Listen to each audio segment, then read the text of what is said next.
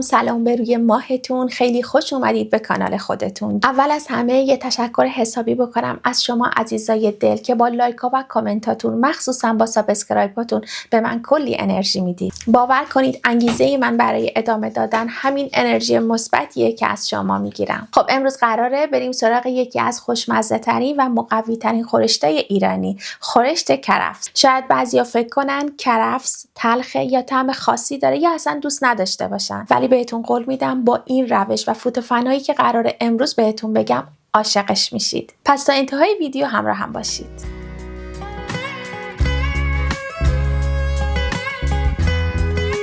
خب ما برای درست کردن این خورشت خوشمزه‌مون همینطور که میدونید احتیاج به کرفس داریم و برای شروع تای کرفس رو باید حتما برش بزنیم. این قسمتش و ریشش رو باید ازش جدا کنیم. خب من تای کرفس رو به این صورت برش میزنم و الان ببینید من راجع به کرفس یه توضیح کوتاهی براتون بدم که بهتره که از کرفسای تازه تر استفاده کنید، چون کرفسایی که خیلی ضخیم و بزرگ هستن طعمشون هم یکم خاصه، مثلا طعمشون یکم به تلخی میزنه. برای همین بهتره از کرفسای جوانتر و تازه تر استفاده کنیم. یه نکته خیلی مهمی هم که راجع به این کرفسا باید بهتون بگم اینه که اینا یه نخایی داخلشون هستش که ما باید حتما این نخ ازش جدا کنیم. ببینید از این قسمت به وسیله یه دونه چاقوی اره‌ای اینجوری میکشید به سمت بالا. ببینید این نخ باید جدا بشه.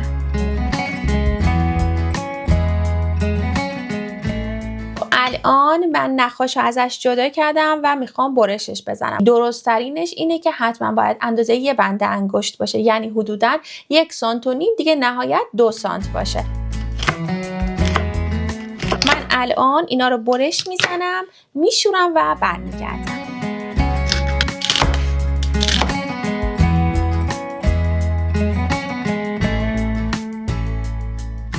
میریم سراغ درست کردن پیازا که ما برای این غذا احتیاج به 2 تا پیاز درشت داریم. پیازا هم باید حسابی ریز و نازک و نگینی خورد کنیم که من الان اینجا میخوام پیازامو خورد کنم.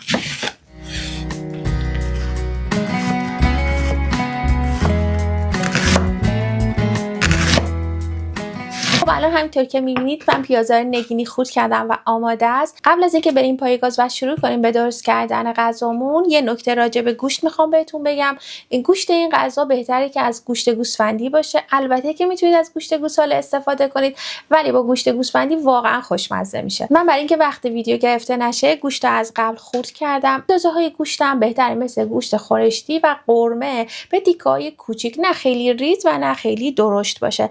من اینجا میخوام همراه گوشتی که خورد کردم یه تیکه گوشت ماهیچه هم بذارم. بریم پای گاز و مراحل بعدیشو با هم ببینیم. خب الان اولین کاری که میکنیم پیازا رو به ظرفمون اضافه میکنیم.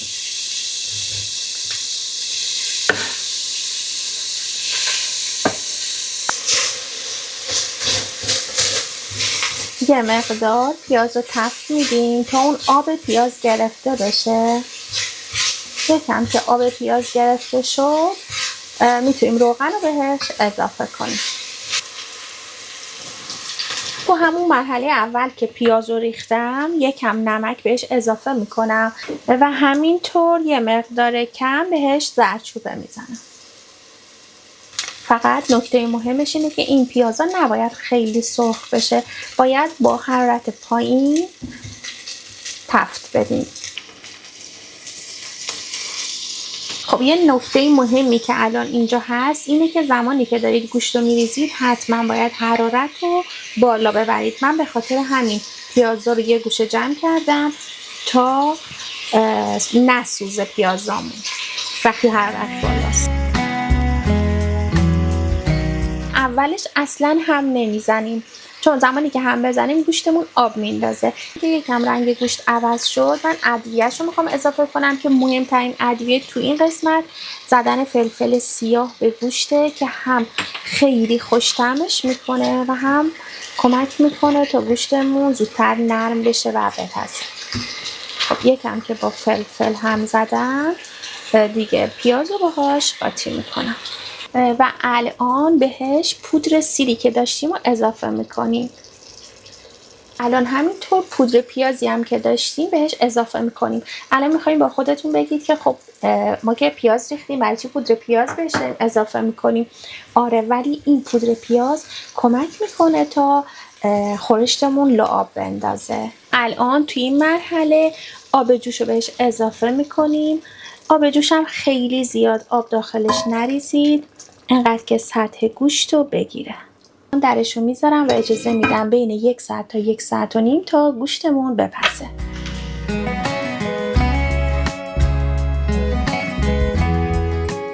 خب دوستای عزیزم، تو این فاصله که گذاشتیم گوشتمون آماده بشه، من کرفسارم شستم، تمیز کردم و الان آماده است تا سرخ کنم.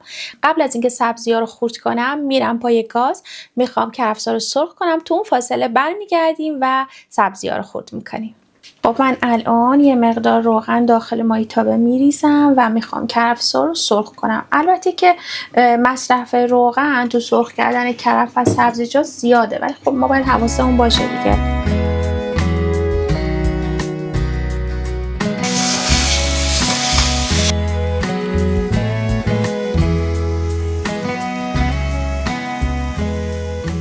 الان دیگه کافیه، انقدر که رنگ کرفسا یه مقدار کم تغییر میکنه و سبک میشه. ببینید به این شکل، نمیخوایم سرخش کنیم.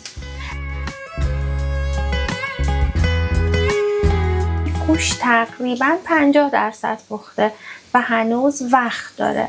من الان کرفسا رو بهش اضافه میکنم. من روغن خیلی کمی ریختم، ولی باز با این حال سعی کنید روغن رو داخل غذا نریزید و اون روغن نگه دارید برای سبزی که میخوایم سرخ کنیم. ببینید من اصلا هیچ آبی اضافه نکردم، همون آبی که اول به گوشت اضافه کردم تا الان کافی بوده. خب الانم درشو میذاریم دیگه خوب بپزه.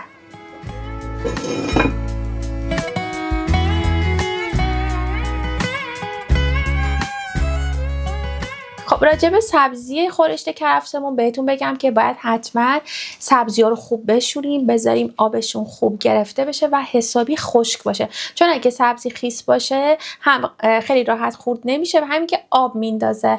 پس حتما باید سبزیمون رو خوب خشک کنیم. و نکته بعدی راجع به سبزی اینه که سبزی‌هایی که استفاده می‌کنیم چیا هست. من از سبزی جعفری و نعنا دارم استفاده می‌کنم همراه برگای تر و تازه خود کرفس که الان میخوام اینا رو خورد کنم. راجع به خورد کردنش هم باید خیلی ریز خورد بشه. حتما سبزی خورشت کرفس باید ریز ریز باشه. بریم و کارمون شروع کنیم. خب من یکم با چاقو خورد میکنم و بعد سعی میکنم با ساتور حسابی ساتوریش کنم. الان تو این فاصله یه چیزی به ذهنم رسید که میخواستم بهتون بگم راجع به رسیپی غذاها. من همیشه رسیپی غذاها رو زیر ویدیوها مینویسم. خیلی از دوستان اومده بودن برای من نوشته بودن، چند بار یعنی تکرار شده بود که اومدن از من سوال کرده بودن که چرا به فارسی نمی نویسید.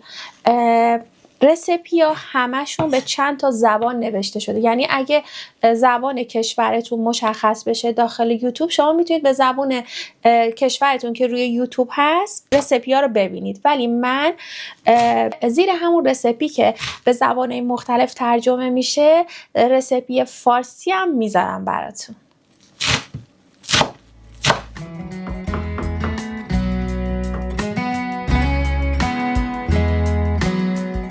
خب الان سبزی رو هم شروع میکنیم با حرارت بالا تا سرخش کنیم. خب ببینید من سبزی رو دارم با حرارت بالا سرخ میکنم. البته هنوز بهش روغنی اضافه نکردم. قبل از اینکه رنگ سبزی عوض بشه بعد روغن رو بهش اضافه کنیم. مثل همیشه من از روغن زیتون استفاده میکنم، البته روغن زیتون سرخ کردنی. ببینید اندازه سرخ کردن سبزی هم واقعا به خودتون بستگی داره. دوست دارید خیلی تیره بشه رنگش یا دوست دارید همونجوری سبز بمونه؟ من تقریبا یه چیزی اون وسط دارم درست میکنم، یعنی نه خیلی سبز و نه خیلی سیاه باشه. و الان میرسیم به اون ترفندی که بهتون گفتم میخوام آخر ویدیو بهتون بگم. میخوام همین سبزی نعنا و جعفری که سرخ کردیم و از هر کدوم یک قاشق داخل این مایتابه کنار این سبزیمون سرخ کنیم. یک کوچولو بهش روغن اضافه میکنم. من خیلی سعی کردم که با روغن کم سبزیمو سرخ کنم و اینم یه تفت میدیم. خب الان سبزیمون آماده است. میخوام بریزم داخل خورشت.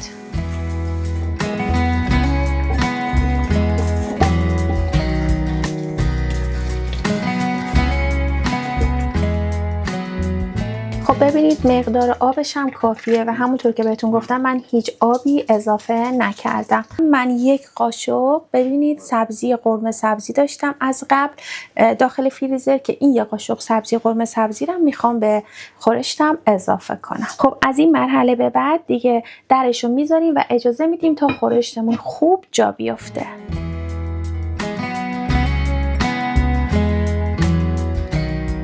خب الان دیگه تقریبا خورشت ما آماده است. به چه عطر و بویی. الان دیگه تو مرحله آخر ما نمک خورشتمون رو اضافه میکنیم و همینطور 10 دقیقه آخر زودتر نه آب قورش هم بهش اضافه میکنیم که چاشنی اصلیش آب قوره است. اگه زودتر بهش اضافه کنید باعث میشه که خورشتمون تلخ بشه. پس من آب قوره رو بهش اضافه میکنم. البته آب قوره و مقدار ترشی خورشتمون بستگی به خودمون داره دیگه که دوست داریم چقدر خورشتمون ترش باشه. و نکته دیگه راجع به این کرفسایی که داخلش ریختیم، ببینید باید این کرفسا حتما به این شکل باشه و زمانی که داریم میخوریم زیر دندون حس بشه، نباید بذاریم خیلی زیاد له بشه. ببینید به این شکل. خب توی همین مرحله حتما تست کنید مزه‌شو، نمکشو، ترشیشو و اندازه دلخواهتون رو بچشید و زمانی که آماده شد درشو میذاریم و یه 10 دقیقه دیگه تمومه و من دیگه میرم تا خورشتمو سرو کنم.